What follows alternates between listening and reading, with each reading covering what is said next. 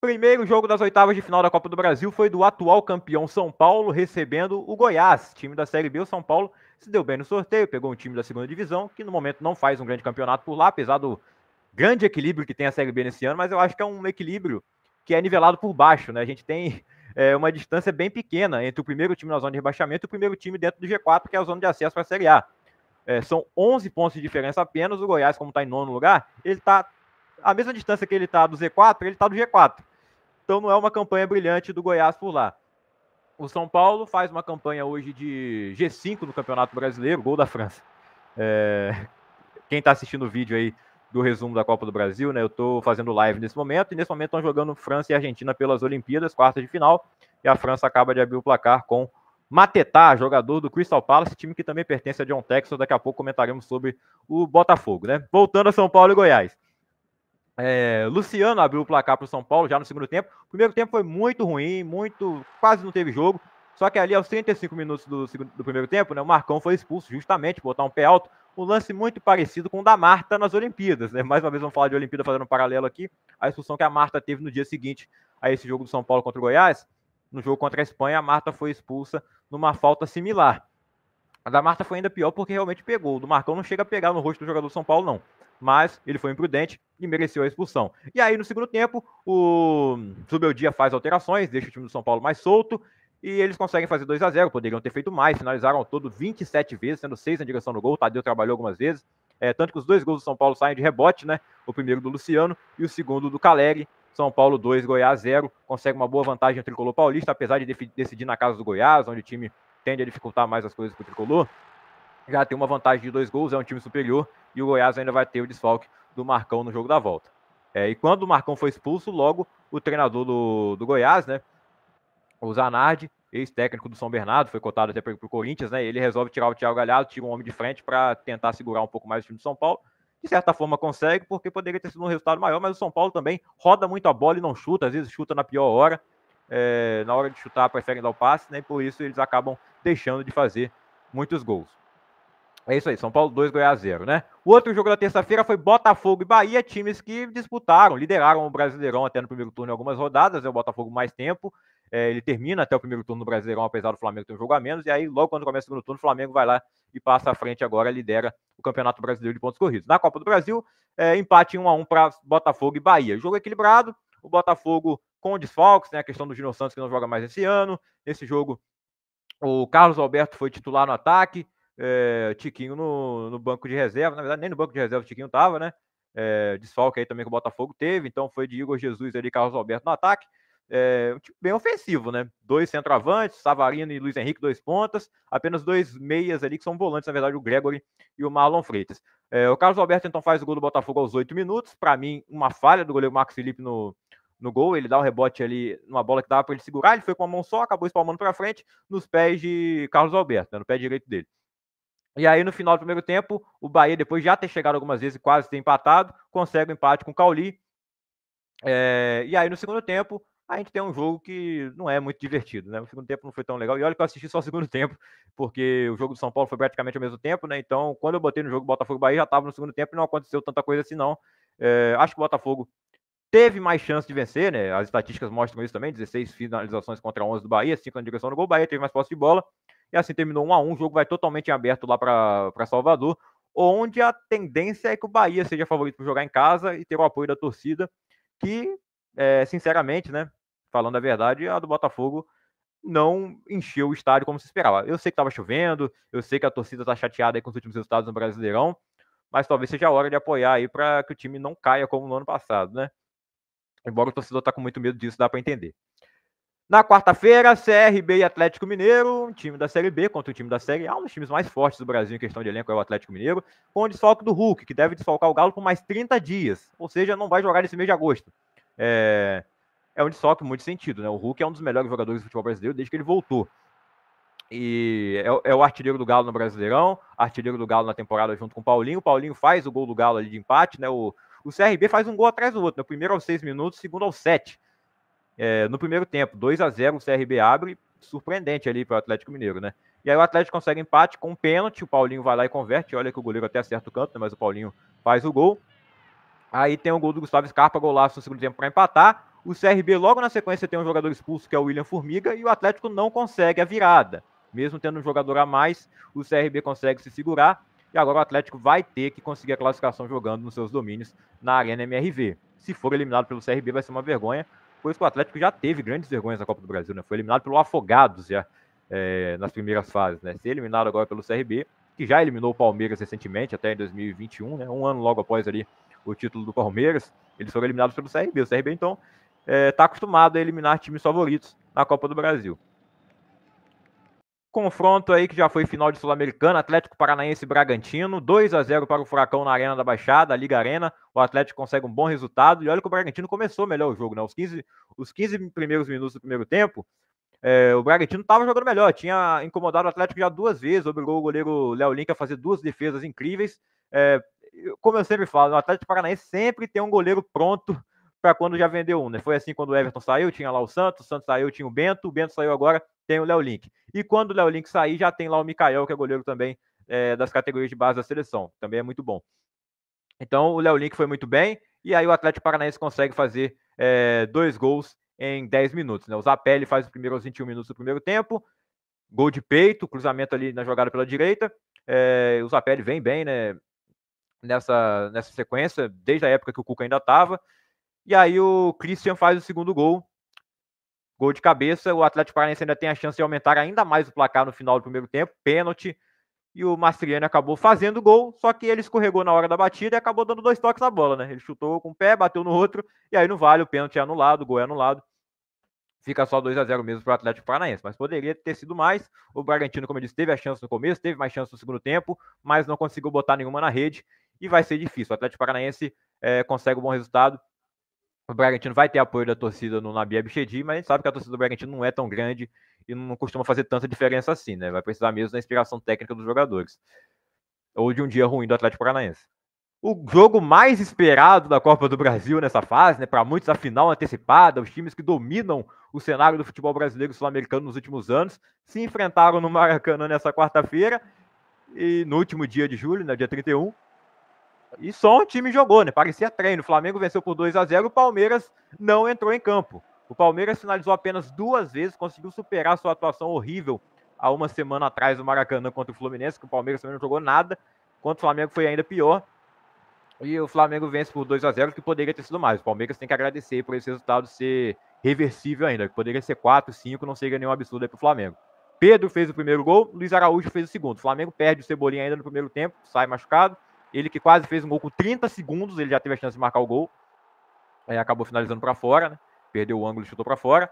E aí o Cebolinha sai, o Luiz Araújo entra muito bem no segundo. No primeiro tempo ele ainda demora um pouco para se encontrar, no segundo tempo ele acaba com o jogo. Dá assistência pro Pedro, faz o segundo gol, depois ele quase faz mais um. E aí tem a defesa fantástica do Everton. Como eu disse, ficou muito barato esse resultado para o Palmeiras. Começa a torcida a criticar, a fazer protesto na frente do CT. Tem gente pedindo a demissão do Abel. Eu acho isso uma loucura tremenda, né? Tudo que o Abel ganhou no Palmeiras, aí vem uma crisezinha, já quer demitir o cara, porque tá 4 jogos sem vencer. Nem isso. São 3 jogos sem vencer só. Ele tinha ganhado o Cruzeiro na semana retrasada e o Cruzeiro vive um bom momento. Tá vivo ainda na Copa do Brasil, dá para reverter esse placar. E eu não acho que a culpa seja só dele. Ele errou na escalação, ele errou no esquema de jogo. Eu acho que ele foi um pouco covarde, sim. Mas a culpa não é só dele. Tem os desfalques aí, o Piquerez, o Estevão, que eu acho que é o mais sentido, né?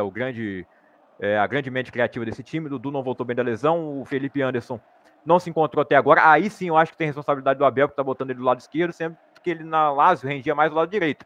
E aproveitando que o Estevão tá fora, deveria colocar ele do lado direito, então. Não colocou. Manteve ali ele praticamente nesse jogo contra o Flamengo. Ele foi um assistente de lateral pro Caio Paulista, que eu também acho que não devia ser titular no lugar do Vanderlan. Tá sem o Piquerez? Bota o Vanderlan. O garoto vinha jogando bem. Ele resolveu escalar o Caio Paulista. E o Flamengo faz uma partida em que ele convence, né? As vitórias contra o Atlético Goianiense, contra o Vitória, foram partidas ali que o Flamengo não jogou bem, e o torcedor reclamou pela atuação do time, mas agora enfrenta um adversário muito mais forte e domina completamente o jogo, não dá chance ao adversário. O adversário tá mal? Tá mal, mas o Flamengo, pegando o adversário mal, é isso que se espera dele, né? Que ele engula o adversário, foi isso que ele fez com o Palmeiras nesse primeiro jogo, consegue uma boa vantagem, o Palmeiras tem tudo para reverter, pode reverter, né? É um time muito forte, a torcida vai encher o estádio lá, vai inflamar no Allianz Parque, Mas o Flamengo consegue uma boa vantagem, também é um bom time, o Tite sabe jogar com o resultado debaixo do braço. Né? Se na Copa do Mundo tivesse jogo de ida e volta, eu acho que o Brasil teria vencido uma das duas. Corinthians e Grêmio, 0-0, e mais uma vez tivemos polêmica de arbitragem. Há uma semana atrás, né, os dois se enfrentaram pelo Brasileirão na 18ª rodada, e o Corinthians teve um pênalti ali, ao meu ver, mal marcado a seu favor. Né? Os gremistas reclamaram muito, o goleiro Marquezinho, o Renato Gaúcho principalmente. E aí, nesse jogo, o que aconteceu? O Corinthians teve um jogador expulso e um gol anulado. Se da outra vez ele foi beneficiado, agora ele pode reclamar que foi prejudicado. A expulsão do Raniel eu acho super justa. Muitos corintianos, inclusive, eu vi concordando, né, no seu torcedor mais clubista, assim, mas os da mídia, pelo menos, concordaram, né, entenderam a expulsão do Raniel. Agora, o gol anulado no final, eu acho o impedimento muito, muito ajustável, né? Se a regra já tivesse sido mudada, não seria impedimento. Na minha opinião, um lance desse não deveria ser impedimento, né? Um lançamento que sai lá dos pés do goleiro Hugo, que mais uma vez fez uma boa partida. E o garoto, né, o Giovani, faz o gol, um golaço, mas é anulado por impedimento. O Grêmio também tem uma expulsão aí depois disso. O Gustavo Nunes é expulso, ele que tinha saído do banco, né, para substituir ele, o Jeromel ou o Gemerson, né, um dos dois da zaga. E o jogo termina 0-0, o Grêmio vai decidir em casa. Agora, em qual casa, né? Essa é a dúvida. Deixa eu ver que se já tem o local da partida. Mas o Grêmio, no momento, não está podendo jogar na Arena do Grêmio, porque o gramado está ruim. Eles vão jogar no Couto Pereira. Vai ter mais gremista que corintiano? Deve ter, né? Até porque a venda de ingressos vai ser maior para os gremistas. Mas ainda assim, eu não sei, não dá para cravar hoje, né? São dois times em uma fase ruim no Campeonato Brasileiro, acabaram de sair da zona de rebaixamento, se enfrentaram algumas semanas, foi 2-2. O Grêmio jogou melhor aquela partida. Nesse jogo, o Grêmio, com um jogador a mais durante a maior parte do tempo, não conseguiu machucar o Corinthians. Ele estava jogando melhor enquanto estava 11-11. Depois que o Corinthians perdeu o Ranieri, o time melhorou. Vai entender, né? É maluquice. Coisa do futebol. Talvez o Cuca, quando falou que quando você perde um jogador, você se prejudica. Prejudica não. Eu não lembro o que o Cuca falou, cara, que era mais difícil jogar contra 9, né? Ele tava com os 11 e o Palmeiras tava com 9 naquela Libertadores, foi eliminado. Ele falou que era mais difícil jogar contra 9.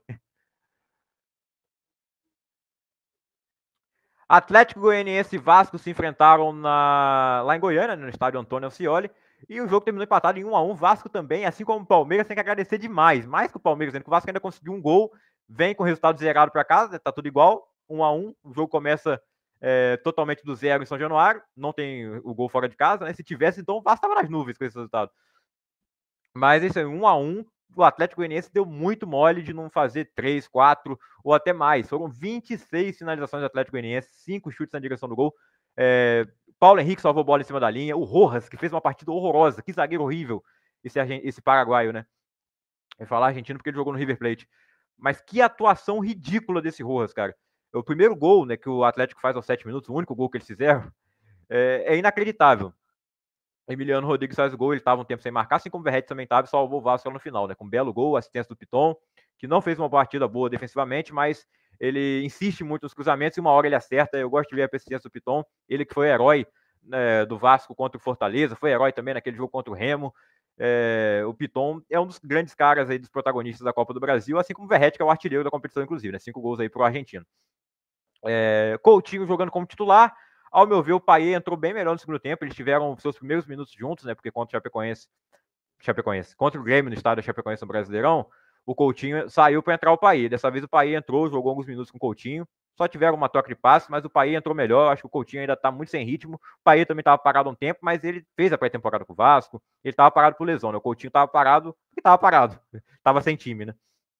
Mas enfim, eu acho que o Coutinho ainda não se encontrou e também não encontrou sua posição. Eu quero muito que os dois joguem juntos. Isso tem que ser trabalhado. Eu não sei se o Vasco deveria correr atrás de um treinador pelos resultados dos últimos jogos, pela atuação nesse jogo contra o Atlético Goianiense, que foi terrível. Mas no segundo tempo, alguns mexidos, a saída do Coutinho, a entrada do Payet, a entrada do Souza, gostei. Ele estava muito tempo sem jogar também, mas eu acho que ele entrou melhor. Ele está em ritmo melhor que o Coutinho. E ele entrou melhor do que o Gumura estava fazendo na partida. Então tem o gol do Verratti, golaço. Cara, eu amo o Pablo Verratti, para mim ele já é um ídolo do Vasco. E mesmo com o Coutinho, com o Payet, vai ser difícil um desses roubar o posto de meu jogador favorito do time, né? A torcida do Vasco ama o Pirata e ele se entrega o jogo inteiro e tá sempre marcando seus gols, né? Eu espero muito que ele erga a taça da Copa do Brasil, já que ele é o artilheiro, o capitão do Vasco, né? É isso. Perdoe pelo meu clubismo, mas o Atlético Goianiense teve a chance de vencer o jogo, não aproveitou, e é aquilo.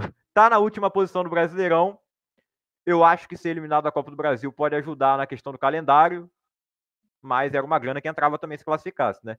Pode se classificar ainda, tudo pode acontecer em São Januário, o placar tá zerado. Mas pela chance que perdeu, eu acredito que o Vasco não vai jogar tão mal diante da torcida na semana que vem. E para fechar, Juventude e Fluminense, 3 para o Juventude, 2 para o Fluminense. Acabou a sequência de vitórias do Tricolor, uma sequência ali de 3 jogos vencendo por 1-0. Foi só o Thiago Silva ir para o banco de reservas. Eu não entendi muito porque o Mano Menezes colocou esse time tão alternativo, né? Ele colocou o Marcelo jogando de meio atacante, coisa que funcionou ali contra o Palmeiras, né? O Marcelo e o Diogo Barbosa juntos, mas ele barrou o Thiago Silva. Colocou o Thiago Santos e o Antônio Carlos na zaga, né? Vinha jogando o Thiago Silva e o Thiago Santos. E aí, Antônio Carlos não fez uma boa partida, Thiago Silva não entrou. No segundo tempo, tivemos a entrada ali do John Arias, que mais uma vez muda a cara do Fluminense, dá assistência para o Thiago Santos no final e evita um resultado pior, né?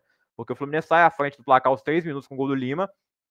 Aí o Juventude consegue a virada, faz 3-1 no segundo tempo. Lucas Barbosa faz o primeiro, o Rodrigo São o segundo e o Diogo Gonçalves faz o terceiro gol, um golaço para o Juventude. E aí, com a entrada do Arias, ele faz a jogada e o Thiago Santos consegue diminuir essa derrota e mantém um gol de diferença aí para o Fluminense tentar resolver no Maracanã, né? No segundo jogo, acredito que o Thiago Silva deve jogar, o Fluminense deve ir com força máxima, né? O Arias também titular, também foi reserva nesse jogo, como eu falei. O Fluminense tem tudo para reverter no Maracanã esse jogo, mas vai ser difícil. O Juventude é um time que deve fechar a casa e dificultar a vida do Fluminense no jogo da volta, né? O duelo entre Jair Ventura e Mano Menezes, não esperávamos ver muitos gols, mas vimos. Vimos aí 5 gols nessa partida. Vocês esperavam isso?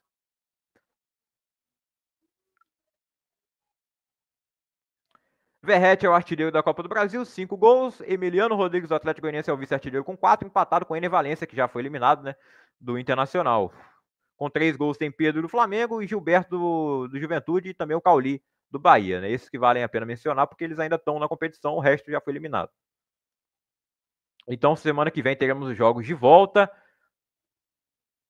É uma mudança aqui um pouco nos dias, né? O Vasco que jogou na quarta-feira vai jogar na terça-feira. 9h45, jogo em São Januário, a decisão aí Vasco e Atlético Goianiense. Na quarta-feira, 7 horas, jogo de volta entre Atlético Mineiro e CRB.